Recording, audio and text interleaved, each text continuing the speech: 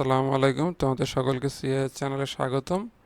আশা করি তোমরা নতুন নতুন তথ্য পেতে চ্যানেলটিকে সাবস্ক্রাইব করবে এবং লাইক বাটনে ক্লিক করবে। আসসালামু আলাইকুম আমার প্রিয় শিক্ষার্থী, আশা করি তোমরা সকলেই ভালো আছো।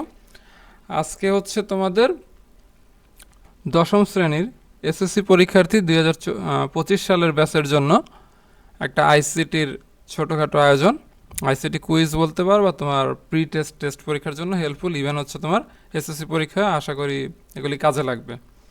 তো আমাদের প্রথম চ্যাপ্টারটা হচ্ছে কি দেখো, তথ্য যোগাযোগ প্রযুক্তি। চ্যাপ্টারটার নাম আমরা বই থেকে দেখি। প্রথম অধ্যায় হচ্ছে তথ্য ও যোগাযোগ প্রযুক্তি এবং আমাদের বাংলাদেশ। তো এই চ্যাপ্টারের উপর আমার কিছু এমসিকিউ এখানে দেওয়া আছে। তো দেখো, প্রথম প্রশ্নটা হচ্ছে জ্ঞান ভিত্তিক অর্থনীতির সূচনা ঘটেছে কোন শতকে? দেখো উত্তরটা কোথায় আছে। বিগত শতাব্দীতে সম্পদের যে ধারণা ছিল 21 শতকে এসে সেটি পুরোপুরি পাল্টে গেছে। পৃথিবীর সবাই মেনে নিয়েছে যে 21 শতকের সম্পদ হচ্ছে জ্ঞান।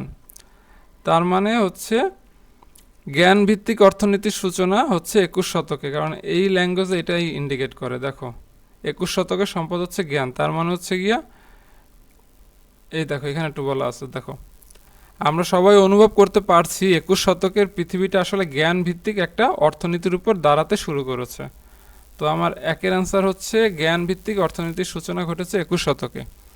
21 শতকে কোন বিষয়ের সাথে পরিচিত হয়েছে? একটা আছে গ্লোবালাইজেশন, ইন্টারন্যাশনালাইজেশন, সিভিলাইজেশন।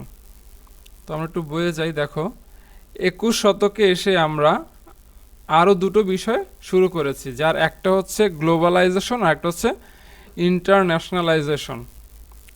সো আমার অ্যান্সার হবে কি গ্লোবালাইজেশন এবং ইন্টারন্যাশনালাইজেশন।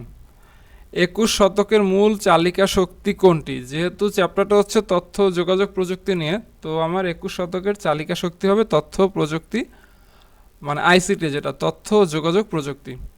21 শতকের অর্থনীতি কোনটির উপর নির্ভরশীল? দেখো এটা কিন্তু অলরেডি ওই যে জ্ঞান ভিত্তিক অর্থনীতির কথা আমি বলেছি। তো 21 শতকের অর্থনীতি তো জ্ঞানের উপরই নির্ভরশীল, এটা অলরেডি আমাদের পড়া হয়েছে। দেখো জ্ঞান ভিত্তিক অর্থনীতি। তো আজকে এই পর্যন্তই। এই চারটাই তোমরা একটু বাসায় বই পড়ে মাথায় ভালো মতো নিয়ে নেবে। তো আশা করি